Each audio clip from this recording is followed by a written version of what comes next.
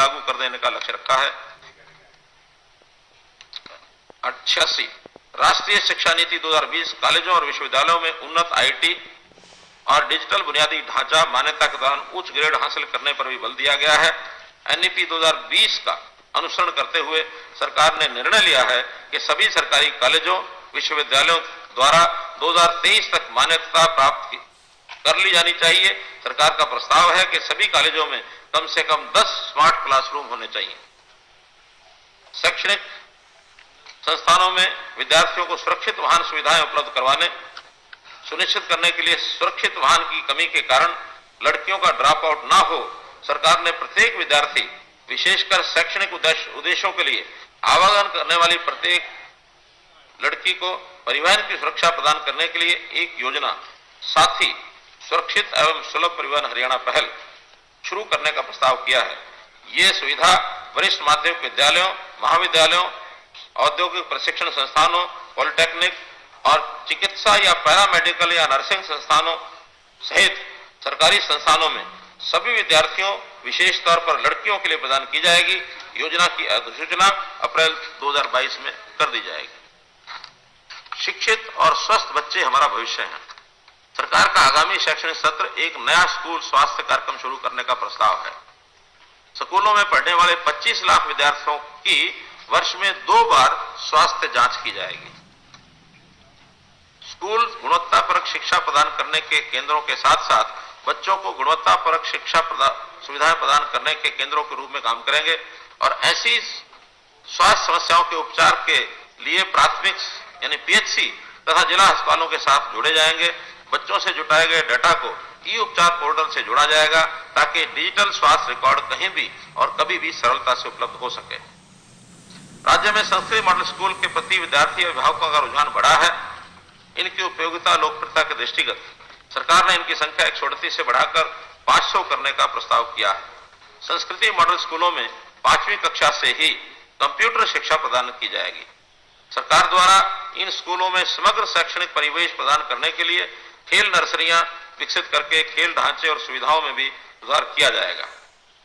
21वीं शताब्दी के कौशल को बढ़ावा देने के लिए अटल टिंकरिंग लैब ATL की तर्ज पर 50 स्टेम लैब की स्थापना की जाएगी, जहां 3D प्रिंटिंग, ड्रोन तकनीक, artificial intelligence, augmented reality, virtual reality, blockchain management आदि में एक्सपोजर और प्रशिक्षण प्रदान किया जाएगा। अध्ययन का उच्च स्तर प्राप्त करने और प्रतिस्पर्धा में सुधार के लिए सरकार का 8वीं से 12वीं कक्षा तक के विद्यार्थियों के लिए विषयवार ओलंपियाड शुरू करने का प्रस्ताव है।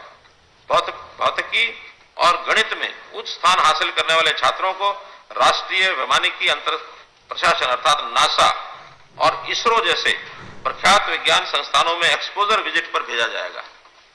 जिला और राज्य स्तर पर विषयवार ओलंपियाड विजेताओं को छात्रवृत्ति के रूप में पुरस्कार प्रदान किए जाएंगे। सरकारी स्कूलों में विद्यार्थियों को डिजिटल रूप से साक्षर और डिजिटल दुनिया में ज्ञान तक पहुंच बनाने के लिए सरकार का आगामी शैक्षणिक सत्र से सरकारी स्कूलों में पढ़ने वाले 10वीं से 12वीं कक्षा तक के सभी विद्यार्थियों को कनेक्टिविटी के साथ टेबलेट प्रदान करने का प्रस्ताव है। अतिरिक्त अध्ययन अवसर उपलब्ध करवाने के लिए सरकार सभी सरकारी वरिष्ठ माध्यमिक विद्यालयों में पुस्तकालय भी स्थापित करेगी। महामारी के कारण बच्चों की शिक्षा प्रभावित हुई, हालांकि शैक्षणिक सामग्री प्रदान करने के लिए डिजिटल तरीका अपनाने का प्रयास किया गया।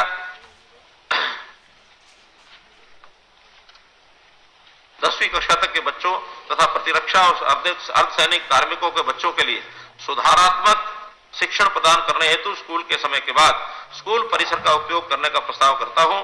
सुधारात्मक शिक्षण शिक्षा सहायकों तथा द्वारा संचालित किया जाएगा, जिन्हें जिला परिषद द्वारा स्थानीय युवाओं में से उनके शैक्षणिक स्तर के आधार पर नियुक्त किया जाएगा।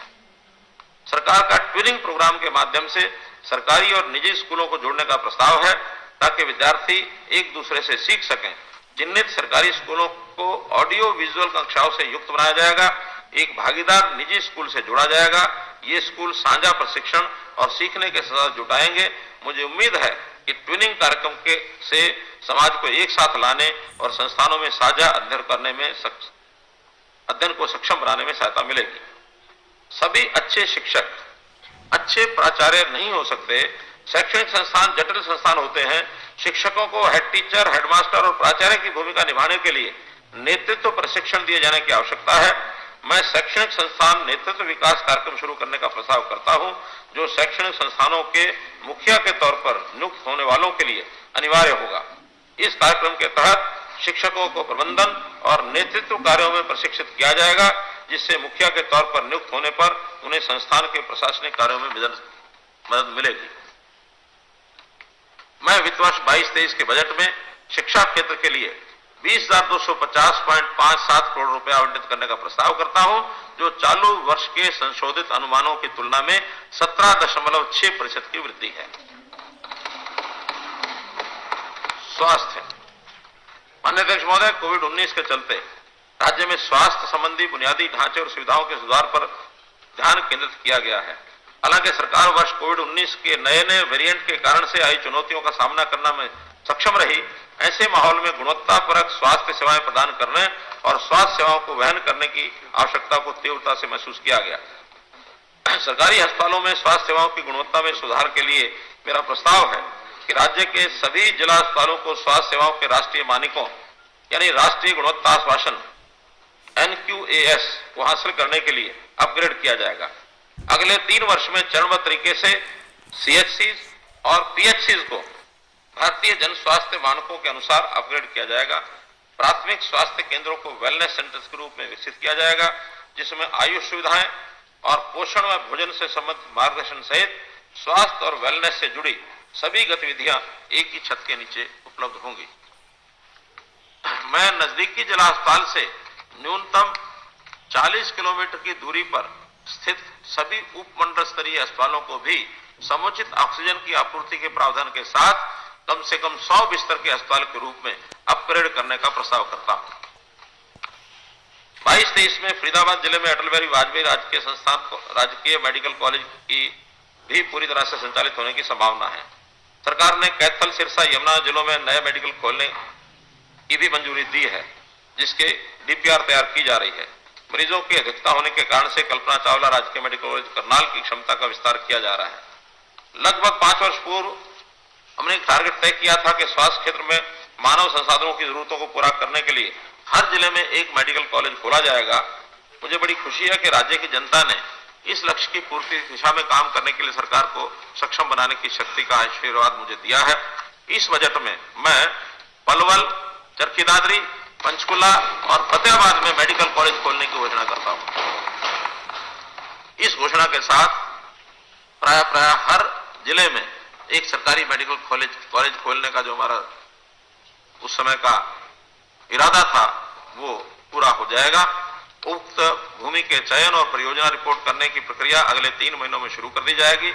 वर्ष 2025 तक हरियाणा में मेडिकल कॉलेजों में स्नातक की सीटों की संख्या बढ़कर 3035 हो जाएगी। सरकार का फरीदाबाद, रेवाड़ी, कैथल, कुरुक्षेत्र, पंचकुला जिलों में नर्सिंग कॉलेज स्थापित करने का लक्ष्य है। इसका निर्माण कार्य 194 करोड़ रुपए की लागत से जारी है।